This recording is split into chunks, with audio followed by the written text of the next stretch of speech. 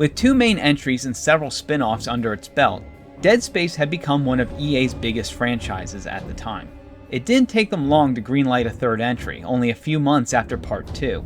Knowledge of its existence was leaked at the end of September 2011, and the game was later confirmed in May of 2012, with the first trailer dropping the following month at E3.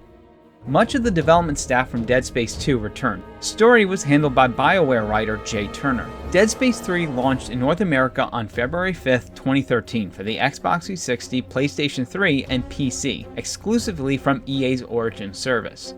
The 360 version came with the Dev Edition, which included a mini art book, posters, a notebook, datapad, medpack water bottle, and a marker statue, all inside a tin case. It found its way to Europe on the 7th and Australia on the 8th.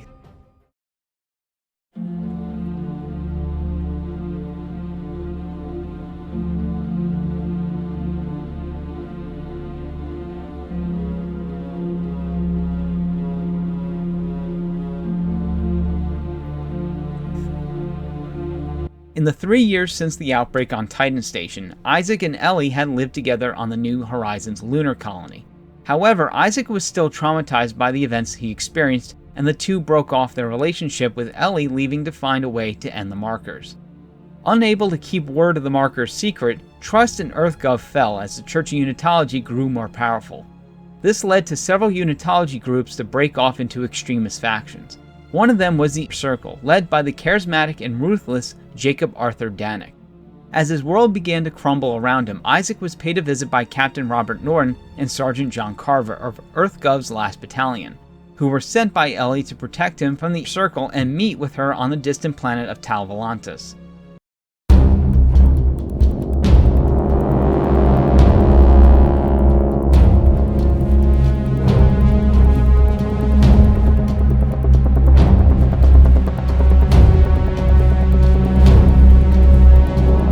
While Dead Space 3 retained much of its gameplay mechanics from the first 2 games, it added new features. Crafting was added for weapons, making them completely customizable.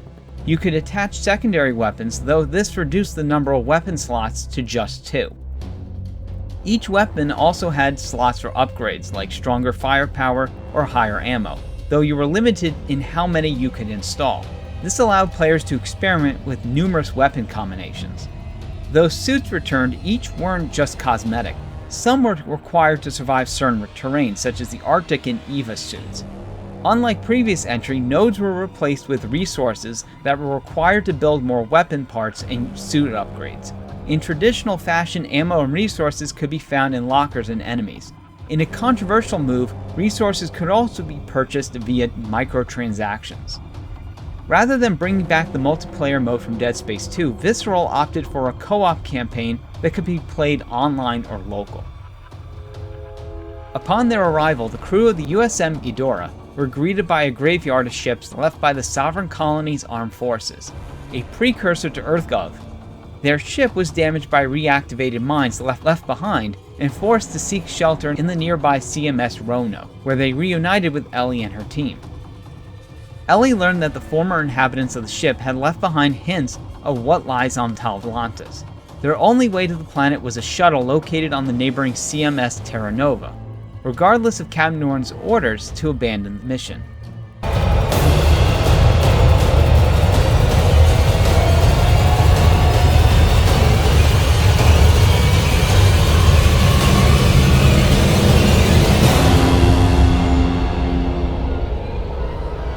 During the landing sequence, the ship was knocked off course and crash-landed. Isaac found himself alone and hypothermic on the frozen planet, while keeping warm from burning debris. Scouting the area, Isaac found that he had also crashed near various buildings of the former military research site. Exploring the base yielded various audio and text logs that shed light on the disturbing events that happened 200 years prior. After completion of the red marker, the scientists began noticing a signal going to the marker from Tau Volantis. The armed forces then established a research base on the planet, where they discovered ruins and fossils from an ancient alien race. However, their discovery of several markers led to almost all personnel turning into necromorphs or committing suicide.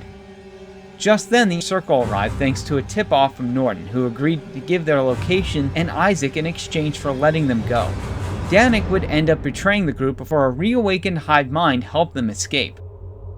Enraged, Norden attacked Isaac, who had no choice but to kill him, and continue his ascent to the heart of the research base. There, Isaac was able to collect and put together a segmented alien specimen named Rosetta that showed him visions from the past.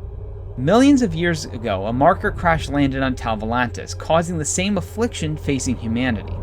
The massive marker they built caused a convergence event, resulting in the teleportation of a necromoon, the final step of convergence that devours all life.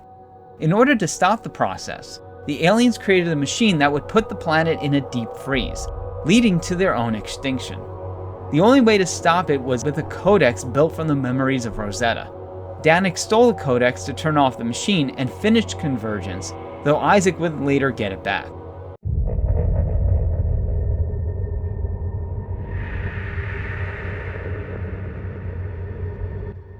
Despite reaching the machine, Danik was waiting with Ellie as a hostage. Carver handed him the codex in exchange without haste. Danik turned it off, and the rapidly thawing planet gave renewed life to the necromoon. Isaac forced Ellie to escape while he and Carver finished this once and for all.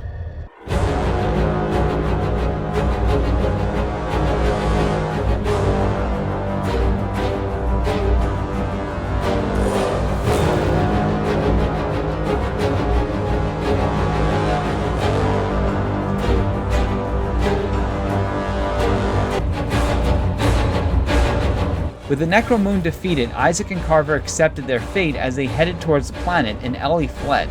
A post-credits scene hinted that Isaac was still alive. Upon completion, players unlocked New Game Plus and the engineering suit from the first Dead Space. Of course, players didn't have to wait long for Isaac to return. The Awakened DLC was released 1 month later on March 12th. Despite the long fall, Isaac and Carver miraculously survived to see the necromoon crash on the planet's surface.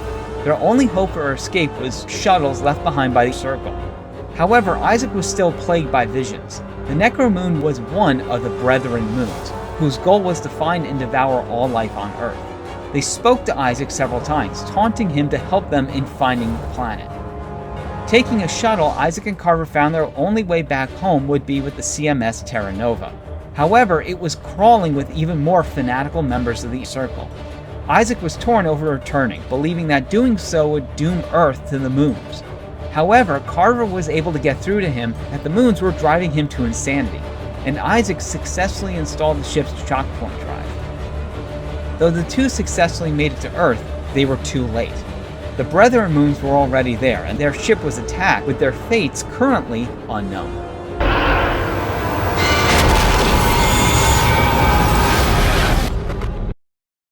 Dead Space 3 received mixed feelings from gamers and critics. While many enjoyed its crafting system, co-op, atmosphere, and storytelling, its heavier focus on action, redundant gameplay, and use of microtransactions were disliked. This showed in sales, as it only sold 600,000 copies in its first month. Low sales numbers and waning interest in the series led EA to reject any ideas for a Dead Space 4, until the franchise was shelved with the closure of Visceral at the end of 2017.